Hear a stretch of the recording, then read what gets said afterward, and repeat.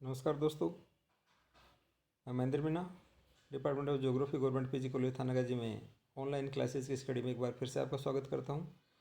आज हम देखेंगे किस तरह से हमारे भारतवर्ष और हिमालय पर्वतीय प्रदेश का ज्योग्राफिकली रूप से निर्माण हुआ है। दोस्तों, आज से लगभग 20 करोड़ साल पहले आज के अनेक महाद्वीप जो अलग अलग हैं वो पहले एक ही स्थलखंड के रूप में स्थित थे, जिसे पेंजिया नाम दिया गया है। ये ग्रीन पार्ट पेंजिया के नाम से जाना जाता था। इस पेंजिया की चारों तरफ एक विशाल जलीय भाग था जो पेंथालासा महासागर के नाम से जाना जाता था। यह अलग अलग महाद्वीप इस पेंजिया से विखंडित होकर अलग अलग दिशाओं में स्थानांतरित हुए। जर्मनी के प्रसिद्ध जलवायु वैज्ञानिक अल्फ्रेड वेगनर महोदय के अनुसार इनके विखंडित होने से, इस पेंजिया के विखंडित होने से सभी महाद्वीपों का निर्माण हुआ है। ये देखिए, इंडियन प्लेट अफ्रीकन प्लेट से विखंडित होकर नॉर्थ साइड में खिसकती जा रही है और ये एशियन प्लेट से जाके टकराती है। और जब एशियन प्लेट से टकरा रही है तो यहाँ हिमालय पर्वत का निर्माण हुआ है।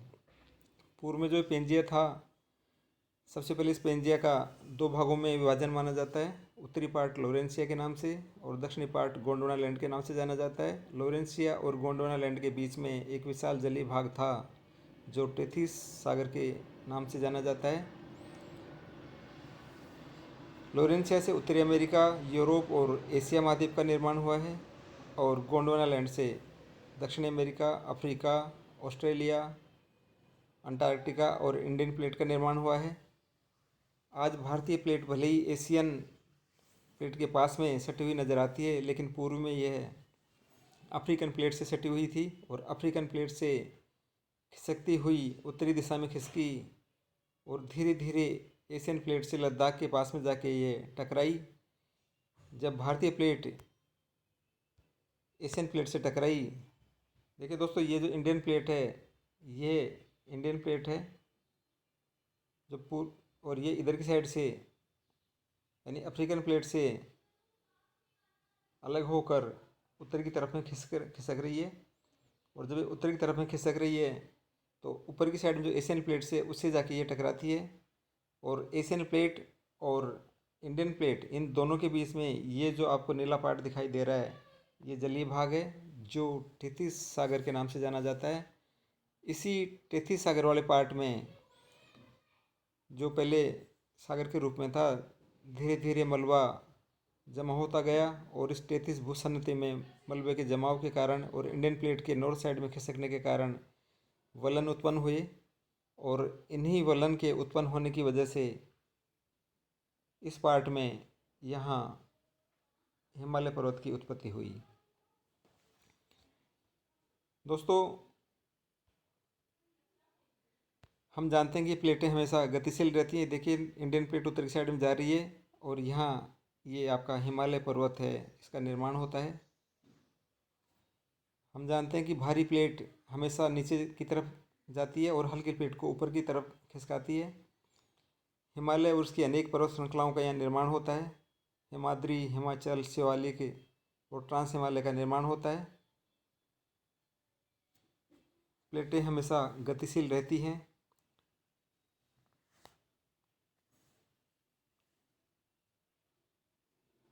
ये विश्व की सबसे ऊंची पर्वत चोटी माउंट एवरेस्ट है। पूर्व में जो पेंजिया महाद्वीप एक ही स्थलखंड के रूप में था, इसी से अलग अलग महाद्वीपों का निर्माण हुआ है। वेगनर महोदय अपने सिद्धांत के पक्ष में कहते हैं कि पूर्व में जो ये नॉर्थ अमेरिका का पार्ट है ये वाला और स्कैंडिनेविया का पार्ट ये वाला, इन पार्ट्स में जीवावशेष और चट्टानी जो स्थलाकृतियाँ हैं वो लगभग एक समान पाई जाती हैं। इंडियन प्लेट धीरे धीरे इधर की साइड नॉर्थ साइड में खिसकती है और यहाँ ये हिमालय पर्वत की उत्पत्ति होती है। दोस्तों, ये जो रेड पार्ट आपको दिखाई दे रहे हैं, यहाँ भूकंप के झटके अक्सर महसूस होते हैं। जो ये